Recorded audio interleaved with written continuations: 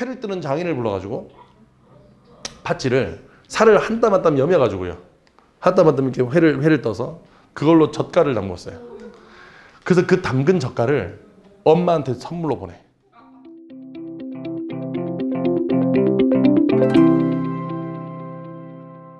어쨌든 이게 판단하기 어려워. 무슨 내용인지 잘 모르겠고 제일 큰 건 그래 무슨 내용인데 누가 누군지를 모르겠어요.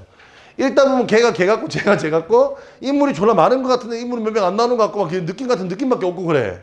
그래서 이제 오늘 정리하는 거 잘 들어야 돼. 그리고 연습할 테니까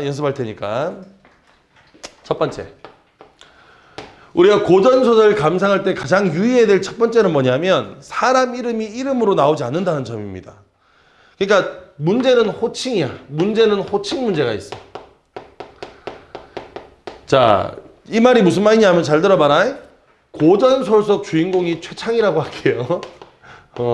최창이라고 할게. 주인공이야. 잘생기고 똑똑하고 싸움도 잘하고 한 칸에 10,000명 죽이고 막 이래. 나보지 말고 칩 한 방. 그런 사람이 있어. 이 사람이 시험을 봐요. 과거 시험을. 과거 시험 뭐 몇 등 하겠니? 고전소설 주인공이니까. 1등 하겠죠. 그걸 뭐 했다 그래? 장원급제. 뭐 했다고? 장원급제. 그럼 얘가 장원급제 하자마자 뭐가 되냐면 있잖아. 창희가 시험을 봤어. 1등을 했대. 이번 장원은 저기 저 경기도 평택지에서 올라온 최창희요. 그럼 그 다음 문장이 어떻게 나오면 창희가 이게 아니라 최장원은 이렇게 나와. 지금 무슨 어떤 느낌인지 알겠어? 얘가 장원급제하면 바로 최장원으로 바뀌어요. 그래서 최장원을 임금이 불러다가 축하해 주는 거야. 그렇게 똑똑하다며? 이렇게. 네. 야, 똑똑하니까 너 나라를 위해서 좀 일 좀 해라. 하면서 뭘 툭 던져줘. 봤더니 마패야. 너 나가서 지방에 가서 지방관리 탐관오리 좀 잡고 와라. 그래서 너를 순무어사로 임명한다. 이렇게 얘기해. 그럼 어사가 된 거지. 순무어사로 임명한다. 이해. 최장원은이 아니라 바로 바뀌어. 최어사는. 이해가 됐어? 이래서 어려운 거야. 그냥 뜬금없어. 그냥 뭐만 나오면 바로 바뀌어. 이해가 돼? 그래서 어려운 거거든. 그러면 여기서 호칭 문제는 잘 들어봐. 여기서 호칭 문제는 결국에 철저하게 관직명입니다. 여기서 호칭 문제는 철저하게 관직명이야. 그러면 이게 무슨 말이냐면 임금이야. 임금이 여기는 이 친구에게 무슨 관직을 부여했대. 관직을 수여했대. 이제 얘는 관직이 이게 되었대. 라고 하면 바로 거기다가 체크하셔야 돼요. 이게 현대소설과 다른 거야. 기본적인 감상법은 지난 시간까지 했던 현대소설과 지금 오늘 하고 있는 고전소설이 다른 게 없어요. 무슨 말인지 알겠죠? 같은 맥락인데 얘는 다른 게 딱 하나야. 사람 이름이 아니라 관직의 이름으로 나온다는 거야. 무슨 관직을 줬다 그러면 바로 그 밑에 본명 써야 돼. 너를 어사로 임명하며 어사 밑에다 어사에 동그라미 치고 밑에다 뭐 한다고? 최창희. 그러면 그 뒤에 나오는 어사는 다 최창희인 거야. 이해가 됐어? 됐죠? 자, 그런데 문제는 이거야. 얘가 뱃속에 태어날 때부터 장원은 아닐 거 아니야. 과거 시험 보기 전까지는 장원이 아니니까 다른 호칭이 있겠죠. 그죠? 이름으로 부르면 좋은데 이름을 안 부른다니까? 자, 그래서 이제부터 관직과 상관없는 여러분이 외워야 될 호칭에 대해서 좀 정리하겠습니다. 알겠죠? 이거 몇 개 안 됩니다. 외워오시면 돼. 일단 성별을 남성과 여성으로 나누겠습니다. 남성이 있고 여성이 있어요. 남성이 있고 여성이 있어. 자, 남성은 기억하는 거야. 생이 있고 공이 있고 상이 있어요. 생공상 3개만 외우면 돼. 생공상. 자, 여기서 생이란 들어봤을 거예요. 김생, 박생, 이생, 허생 들어봤지, 그지? 성 뒤에다 생만 붙이는 거야. 여기서 한 가지 여러분이 주의할 점, 생원은 생이 아니야. 생원하고 생하고 다른 거예요. 그냥 생이라고만 하는 거야. 생. 자, 이렇게 성 뒤에 생을 붙이면 뭐가 되냐? 아직은 관직이 없는 젊은 남자를 가리키는 거예요. 생이란 아직은 뭐가 없는? 관직이 없는 젊은 남자야. 그러면 이생규장전 있어. 들어봤지? 이생규장전. 이생규장전의 주인공이 이생이야. 그럼 이 새끼 이름이 뭐라고? 정답은 몰라. 이름 안 나와. 호칭이 뭐라고? 생. 그럼 관직이 있어 없어? 없어. 나이가 어때? 젊은 새끼 알겠죠? 몇 살이냐 하면 보통 생이라는 호칭을 붙이는 고전소설 속의 주인공은 평균 나이가 16세 전후입니다. 알겠죠? 그럼 이생규자는 이생 몇 살이라고? 16살인데 막 최랑자 집에 담 넘어 들어가서 미친 새끼지, 그치? 중3 새끼가, 어린 놈 새끼가 들어가서 사랑을 확인하고 미친놈이죠. 됐어? 16이야, 16. 자, 그럼 공 갈게. 그러면 공은 자, 앞에 나왔던 생하고 반대라고 생각하면 돼. 관직이 있긴 있대. 관직이 낮은 게 아니라 관직이 몹시 높거나 관직이 몹시 높은 거야. 매우 높은 관직에 있거나 아니면 관직에 은퇴한 거야. 은퇴한 늙은 남자를 가리켜. 나이가 40대 전후입니다. 알겠죠? 나이가 40대 전후야. 관직이 높은 늙은 남자를 가리키는 거예요. 40대 전후에. 그러면 보통 공이라는 호칭을 쓰는, 예를 들어 김공, 박공, 이공이 있어. 그럼 이렇게 김공, 박공, 이공은 대체적으로 나이가 뭐한 사람? 많은 사람이니까 극 중에 무슨 역할을 주로 하겠니? 주로 무슨 역할? 아빠. 뭐라고? 아빠야. 이해가 됐죠? 주로 무슨 역할을 한다고? 아빠. 이해돼? 자, 그래서 예를 들어서 고전소설을 읽었는데 아무런 추가적인 정보 없이 김공도 나오고 김생도 나왔어. 이해됐어? 김공도 나오고 김생도 나왔어. 두 사람이 같은 성으로 등장하는 두 사람이 등장해. 그러면 이럴 땐 이 두 사람의 관계는, 김생과 김공의 관계는 지금 말하는 둘 중에 하나야. 하나는 금방 얘기했던 것처럼 김공은 나이가 많으니까 뭐라고? 아빠. 그럼 김생은 아들이 되겠지, 그지? 그래서 이 두 사람이 같은 성이면 대체적으로 부자 관계야. 그러면 김생과 김공이 얘기를 해. 그러면 아빠가 아들한테 말했다, 이렇게 생각하면 되는 거야. 선생님, 삼촌 없어요 그런 거. 할배 죽어, 그냥. 할배는 이해가 됐어? 없어. 오직 김공은 누구밖에 없다고? 아빠. 뭔지 알겠지? 아빠밖에 없어. 다른 사람 안 돼. 선생님, 저 외삼촌 외할아버지 안 된다고. 그냥 안 된다고. 그냥 아빠라고. 아빠밖에 없어. 대신에 이게 김생과 김공이 좀 떨어져 나와. 앞쪽에 김생 나오다가 갑자기 중략. 그 다음 뒤에 김공이 나와. 그러면 아들 중략 아빠보다는 뭐가 맞겠니? 예, 나이가 든 거야. 다시 바꿔 얘기하면 동일인물. 둘 중에 하나야. 부자 아니면 같은 사람이야. 부자 아니면 같은 사람이야. 대체적으로 고전소설은 부자인 확률이 한 90% 돼. 근데 아주 가끔 김생이 나오다가 중략 처리하고 김공이 나올 때가 있어요. 이해가 됐죠? 김공이 나올 때가 있어. 요거 주의만, 그러니까 이건 주로 얘인 거야. 주로 얘인데 얘를 주의하자 이겁니다. 알겠죠? 이건 이외의 관계는 없다고. 이해가 됐죠? 이거 이외의 관계는 없어. 자, 상입니다. 상은 김생이나 김공, 그러니까 땡공이나 땡생처럼 앞에 성을 붙이지 않아요. 그러니까 김상, 박상, 이상은 없어. 그냥 상은 상밖에 없어. 상은 유일하게 상이야. 그냥 오직 한 사람이야. 누구겠니? 임금이에요. 알겠죠? 상이라고 나오면 이건 무조건 임금이야. 상이 말했대. 누가 말한 거야? 임금이. 이해가 됐어? 임금이 말한 거야. 상이 막 밥을 먹었대. 누가 밥을 먹은 거야? 임금이 밥을 먹은 거야.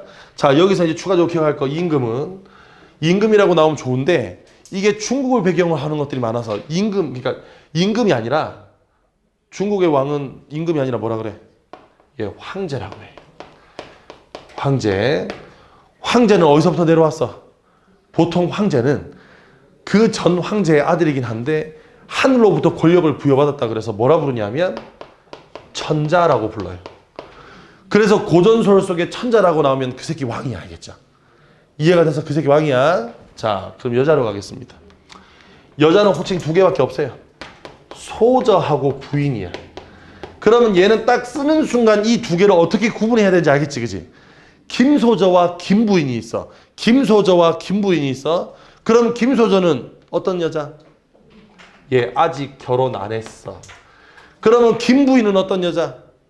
예, 결혼했어. 그런데 여기서 이제 또 한 가지 기억할 거. 그래, 김부인은 결혼한 여자야. 근데 김부인, 박부인, 이부인은 발음하기가 힘들지. 그래서 얘를 좀 더 편안하게 부르려고 김부인, 박부인, 이부인이 아니라 뒤에다가 씨를 붙여요. 김씨, 박씨, 이씨 이렇게 나와. 그러면 여기서 문제 고전설 속에 김씨가 등장해. 100% 여자입니다. 알겠죠? 남자는 존재하지 않아요. 씨는 누구한테만 쓰는 거라고? 여자. 그 중에서 어떤 여자? 결혼한 여자. 그래서 우리 고전설 중에 아마 있을 거야. 박시전이라고. 기억나지?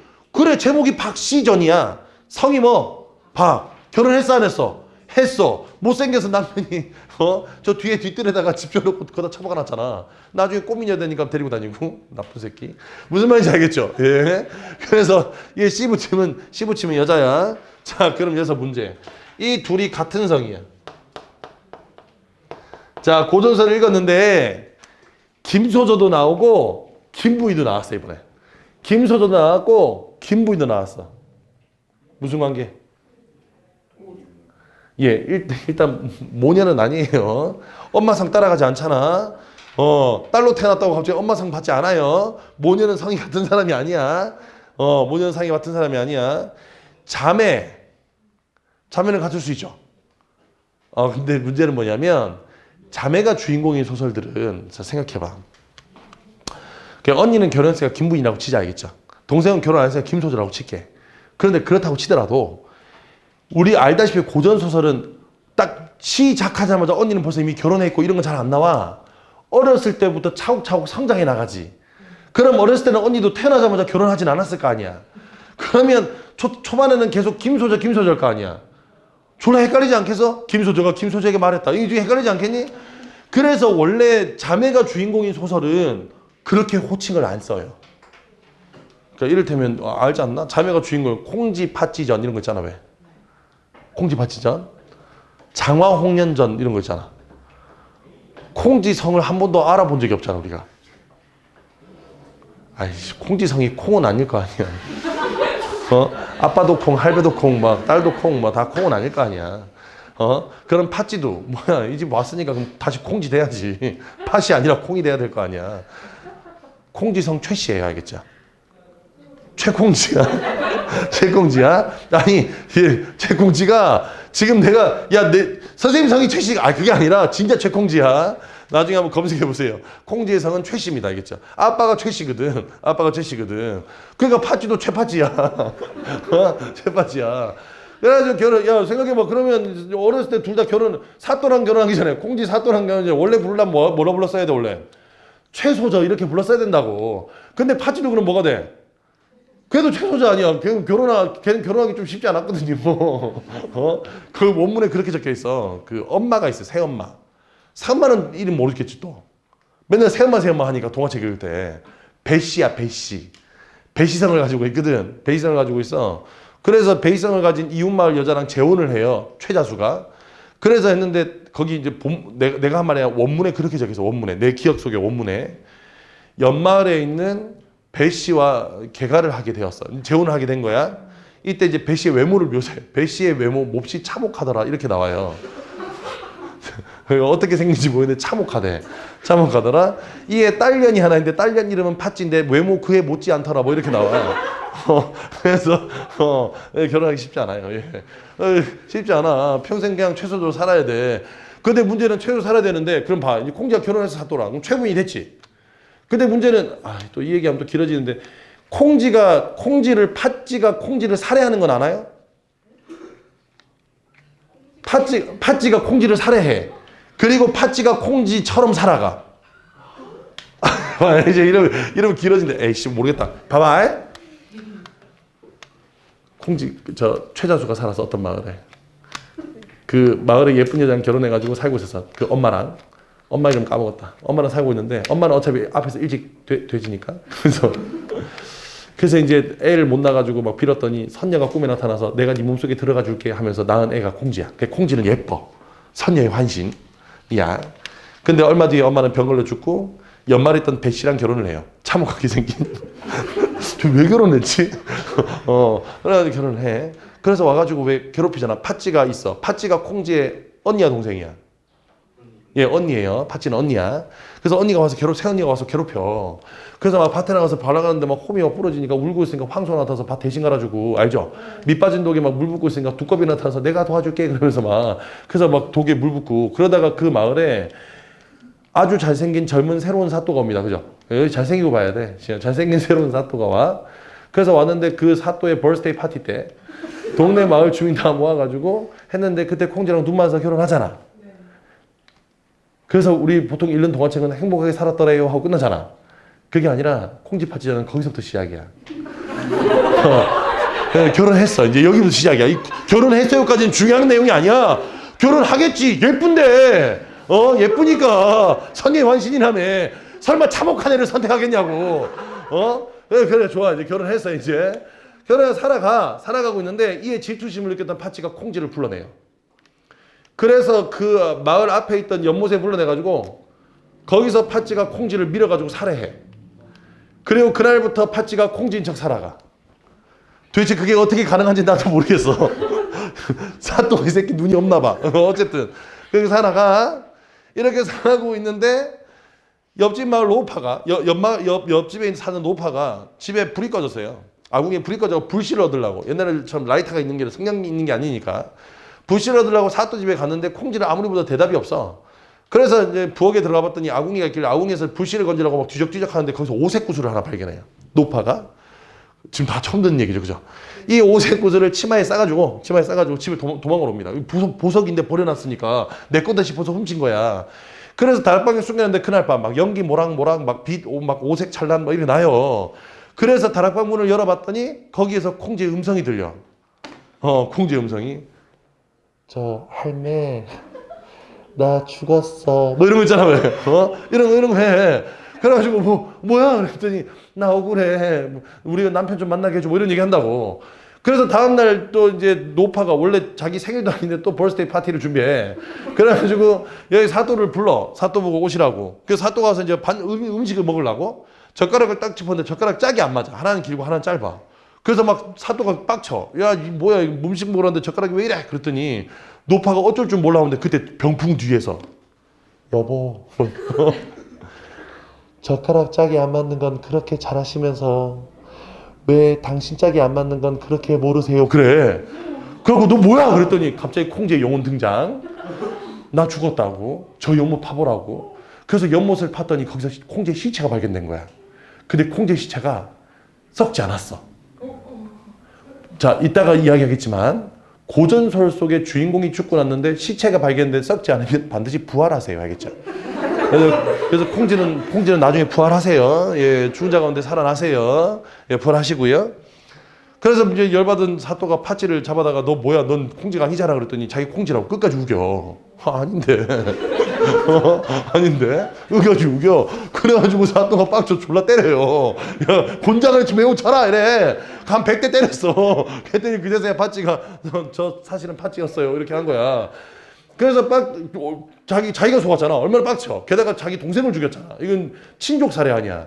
그래서 임금한테 상소문을 썼나 그래요. 그때 임금이 빡쳐가지고 거기다가 야, 이 새끼 엄벌을 쳐라 이렇게 온 거야. 그래서 엄벌을 쳐했어. 회를 뜨는 장인을 불러가지고 파치를 살을 한 땀 한 땀 여며가지고요. 한 땀 한 땀 이렇게 회를 떠서 그걸로 젓갈을 담궜어요. 그래서 그 담근 젓갈을 엄마한테 선물로 보내. 엄마는 사위가 주는 선물인 줄 알고 거기다 밥을 먹어. 그리고 나중에 딸인 걸 알려줘. 그래서 엄마는 목매달아 자살했어. 그리고 파치는 그렇게 죽었어. 젓갈 대신 죽었겠지. 그리고 콩지는 부활하세요. 그래서 콩지는 행복하게 잘 살았다. 이게 콩지파치전이야. 이게 콩지파치전이야. 거기 콩지파치전이야. 예, 나중에 그 궁금하시면 집에 가시면서 핸드폰으로 검색해 보시면 콩지파치전 원래 내용은 그래요, 알겠죠? 원래 내용은 그래요. 옛날에 모의고사에 한번 나왔어요. 모의고사가 어떻게 나왔냐면 지금 내가 알기로 콩지파치전에 고3 모의고사 2번 나왔거든. 한 번이 어떻게 나왔냐면 그 앞부분 여러분이 아는 그 황소 바꿔가지고 거기 나왔어. 그 부분 나왔을 때는 애들이 다 아는 내용이니까 그냥 하고 봤을 거 아니야. 한 번 나왔을 때가 뭐냐? 앞부분 줄거리에 콩지가 살았대. 그래서 온갖 우여곡절 끝에 사또랑 결혼했다. 이게 앞부분 줄거리야. 이미 내가 알고 있는 내용은 앞부분 줄거리로 끝나버렸어. 내가 알고 있는 콩지파치전은 장면이 뭐였냐면 파치가 콩지를 불러왈. 뭔지 알겠죠? 니년이 감히. 그래서 갑자기 파치가 콩지를 밀어. 이 모의고사 첫 지문이. 근데 이걸 처음 보는 애들은 무슨 생각했겠니? 뭐야? 왜 죽여? 뭔지 알겠죠? 내 기억 속에 콩쥐 팥쥐전에서 팥쥐는 콩쥐를 죽인 적이 없거든. 왜 죽여? 막 나와. 그래가지고 나중에는 막 영혼 귀신 등장, 뭐 콩쥐 귀신 막 이러면서 막 콩쥐 귀신 등장하고 억울하네 어쩌네 그래가지고 막 파봤더니 시체 발견되고, 그래서 팥쥐를 잡고 졸라 때렸더니 팥쥐가 죄송합니다 저 팥쥐예요 하는데, 물론 다행히 그 모의고사에 젓갈은 안 나왔어요. 젓갈 났으면 더 충격이었겠지. 젓갈 네모박스 권선지각 이런 거 나오면 고선지각이잖아. 예, 고선지각이잖아. 같은 성이 나오면 자매도 아니야. 고모 조카 이런 것도 아니에요. 오직 하나야. 동일 인물. 그래서 여러분이 있는 고전소설 속에서 김소저와 그 김부인이 대화를 나눈 일은 절대 없을 겁니다. 그렇죠? 단 그런 거 있어. 이생과 김소저가 만났어. 자, 지금부터 내가 상을 만들어 볼게. 이때 이생이 김소저를 지그시 바라보며 낭자 나와 혼인해 주시겠소 이랬어. 그랬더니 이소저 네 도련님 알겠사옵니다 하고 따옴표. 바로 다음 문장. 그래서 김생과 이소저는이 아니야. 알겠사옵니다 하는 순간 바로 다음 문장에서 김생과 이 부인은 이렇게 바뀌어. 지금 내 말이 이해돼? 결혼만 약속해도 뭐로 바뀐다고? 소저에서 부인으로 바뀌어버려. 이해가 되니? 그러면 결혼 약속한 다음에 나오는 이 부인은 앞에 나왔던 그 이소저인 거야. 지금 내 말이 이해됐죠?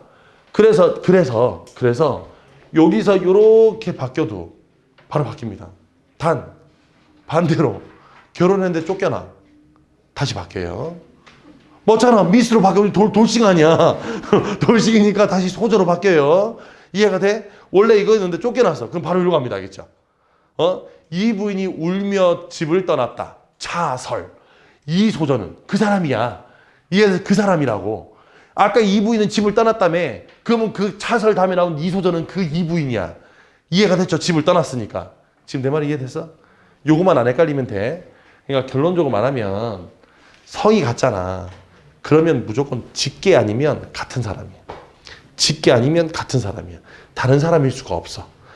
예를 들어 김머식이 졸라 나와. 그냥 같은 사람이야. 그게 뭘로 바뀌든 상관없어. 다 같은 사람이야. 중간에 관직이 바뀌었거나 처지가 바뀌었거나 위치가 바뀌었을 뿐인 거야. 이해가 되니? 지금 내 말이 이해가 됐어? 김땡은 다 같은 사람인 거야. 헷갈리면 안 돼. 자, 그 다음 두 번째 갑니다. 2번.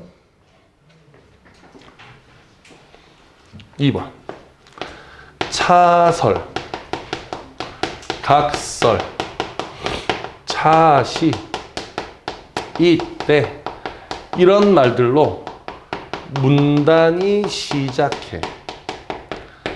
차설, 각설, 차시, 이때 이런 말들로 문단이 시작합니다. 자, 이런 말들로 문단이 시작하면, 이런 말로 문단이 시작하면 기억하세요. 여기는 차설, 각설, 차시, 이때는 모두 다 하여튼, 여하튼, 여튼 이런 뜻인 거야. 즉 다시 말하면 장면이 전환돼.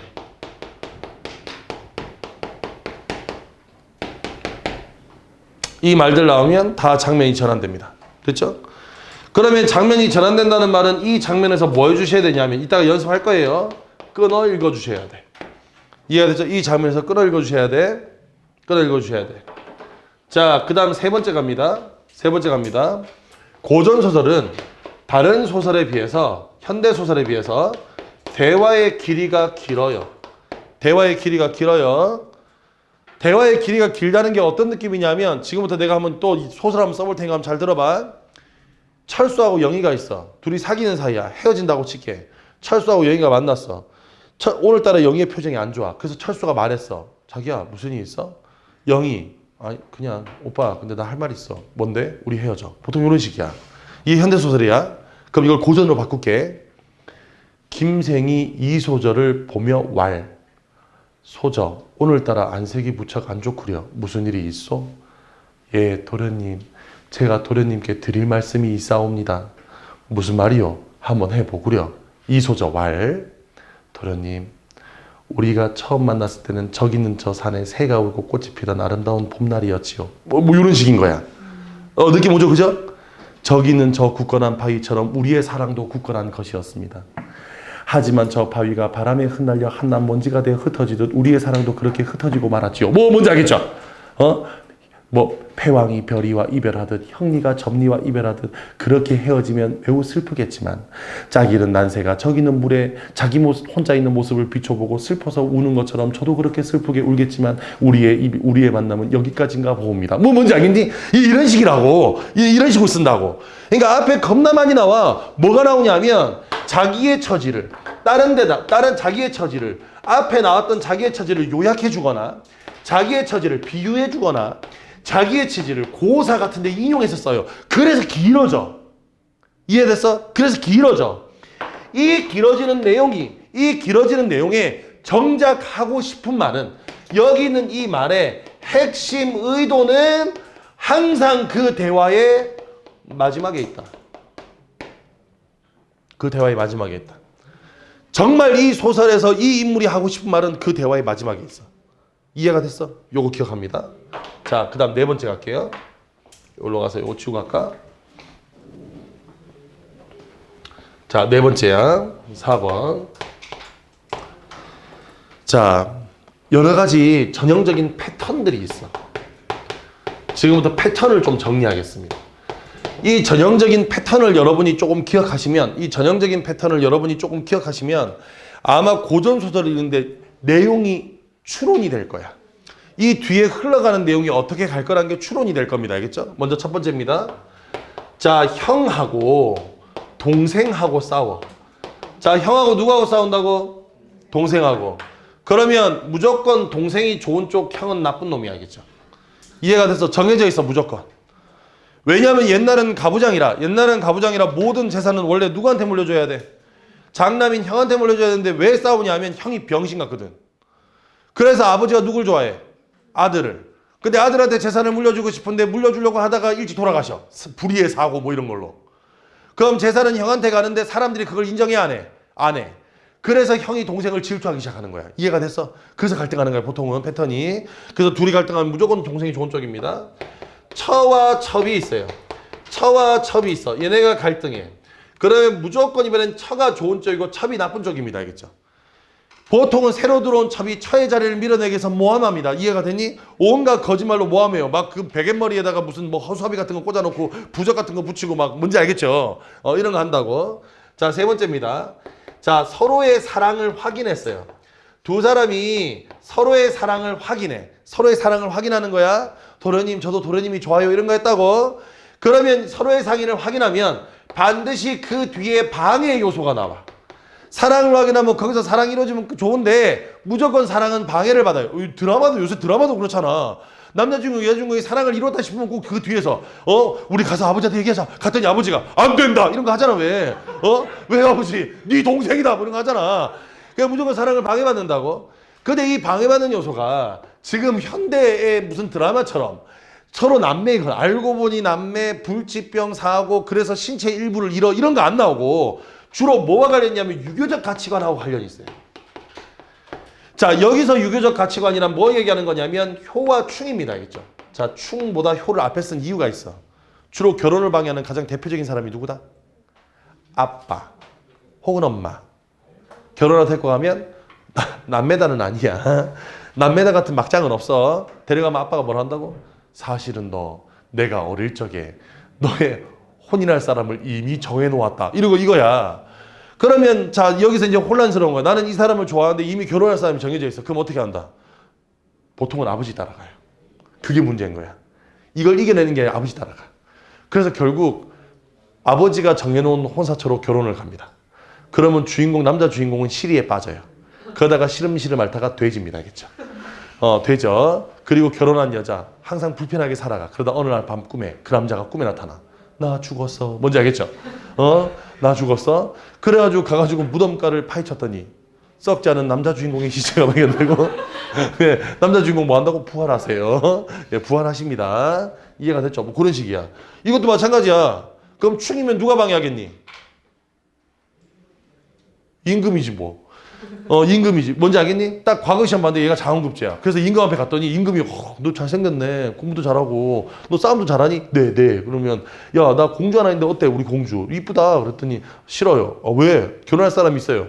이 새끼 바로 공주라니까? 야, 공주 와보라 그래. 야, 봐, 이쁘잖아. 싫어요. 왜? 결혼할 사람 있다니까요? 이 새끼 봐라. 야, 너 그러면 부마 될 수 있어. 저 됐다고요. 저 결혼할 사람 있어요. 이 새끼 왕이 야, 안 되겠다. 유배. 뭔지 알겠죠? 결혼 못하게 유배 보내버립니다. 이해됐니? 유배 보내버려. 그래서 이 임금한테 대들면 유배를 갑니다. 그랬다가 꼭 그쯤에 뭐가 온다. 오랑캐 침략, 간신의 반란 이런 거. 근데 얘를 막을 사람이 없어. 오직 누구밖에 없어? 주인공. 그래서 주인공이 소환돼. 그래서 다 죽여. 그러니까 임금이 보니까 너무 더 좋은 거야. 막 우리 공주 무조건 시집 보내야 될 것 같아. 근데 저 새끼 말을 안 들어. 무조건 그 여자랑 결혼하겠대. 그래서 어떻게 한다? 아니요. 죽이진 않고요. 왕 그렇게 나쁜 사람 아니야. 죽이진 않고요. 그 여자를 자기의 딸로 받아들여. 예, 그러면 그 여자가 갑자기 뭐가 돼? 신분이 공주. 그러면 공주면 투공주랑은 결혼할 수 있거든. 그 나중에 여러분들이 고전 읽으면서 약간 특히 여학생들 같은 경우 약간 화가 날 만한데 남자 한 명에 여자 여러 명의 삼각관계는 절대 남자가 여자를 선택하지 않아요. 다 결혼합니다. 그게 몇 명이든 상관없어요. A도 얘를 좋아해, B도 얘를 좋아해, C도 얘를 좋아해. 그럼 다 결혼해요. 근데 문제는 남자 여럿에 여자 한 명의 구조. 여자 한 명이 남자 여럿을 두고 갈등하는 구조는 무조건 선택해야 돼. 여자는 한 명의 남자밖에 결혼을 못 해요. 불합리한 세상이지. 불합리한 세상. 예, 그렇습니다. 그 다음 네 번째 갑니다. 계모가 나와. 고전소설 속에. 계모가 뭔지 알죠? 뭐야? 새엄마. 무조건 나쁜 년. 등장과 동시에 이 새끼 나쁜 년 이러는데 계모가 나면 다 나쁜 년이야. 자, 그 다음 다섯 번째. 이 영상 보시는 친구들은 오해가 없으시길 바랍니다. 고전소설 속에서 얘기하는 거예요.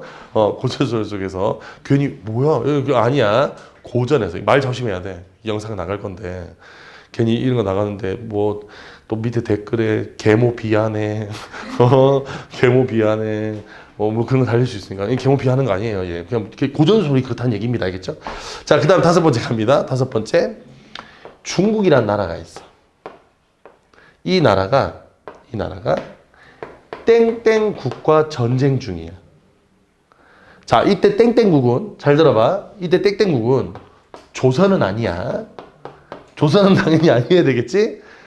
조선하고 중국하고 전쟁하면 당연히 조선 편이에요. 알겠죠? 근데 조선이 아닌 다른 나라야. 이때 중국은 중국이란 나라 이름으로 안 나오겠지. 옛날 이름으로 나올 테니까 잠깐 동아시아사 할게.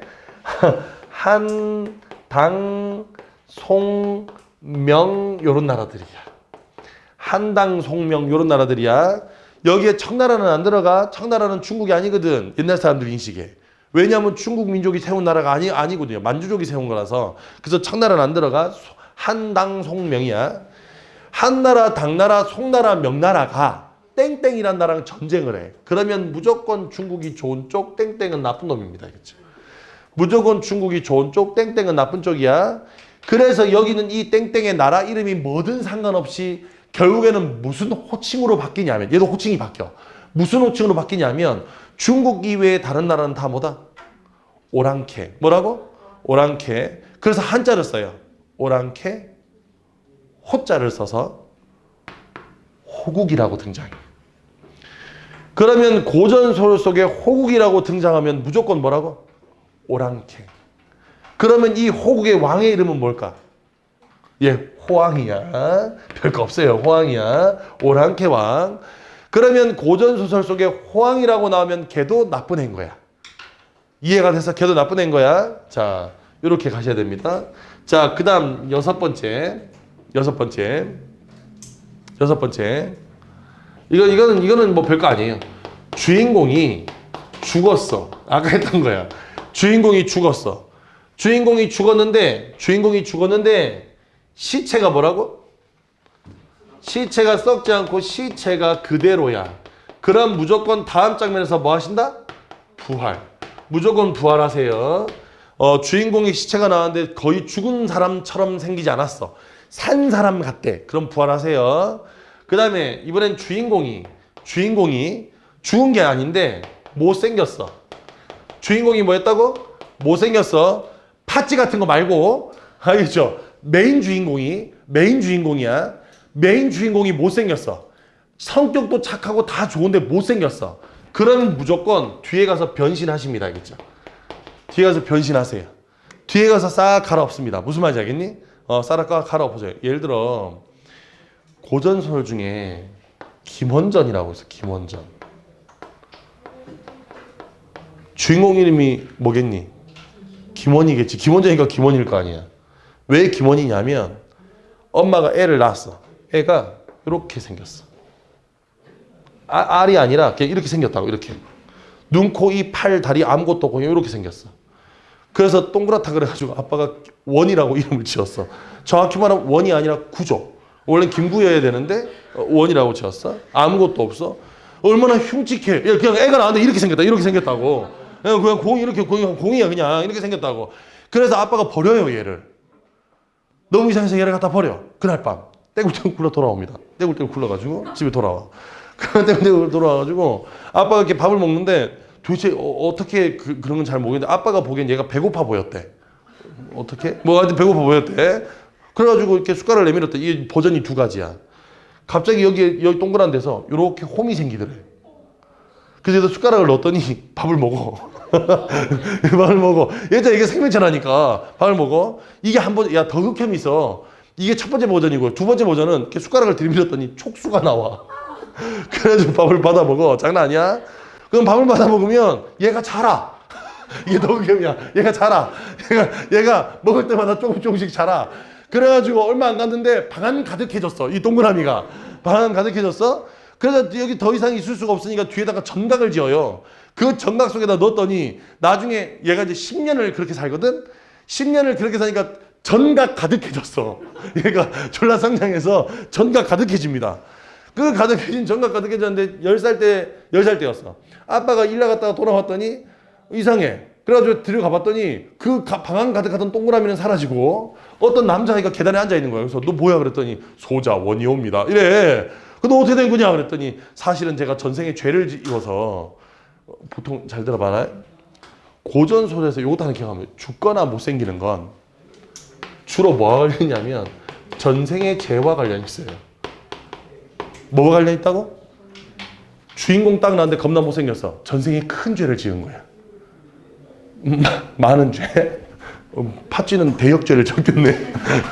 큰 죄를 지었어. 예, 큰 죄를 지었어. 예, 큰 죄를 지은 거예요. 그러니까 이럴 때면 내 기억이 맞나 보는데 김원전이 그 부처 앞에 있던 촛불이었어요. 전생이 초였다고. 초인데 전생이 초야. 전생이 초인데 불을 꺼뜨렸어. 초 새끼가. 그래가지고 빡쳐가지고 인간세계로 내려보낸 거야. 그 10년 동안 너 그렇게 살으라고. 그 10년 동안 이렇게 산 거예요. 그래서 10살 될 때 뭐 한다고 이렇게 선관이 내려와서 이걸 찢어줘. 이렇게 찢어줘. 그래서 거기 애새끼가 튀어나오는 거예요. 그래서 요런 구조야. 예. 자, 요 정도만 여러분 기억하면 되니까 뒤에 58페이지 한번 가보겠습니다.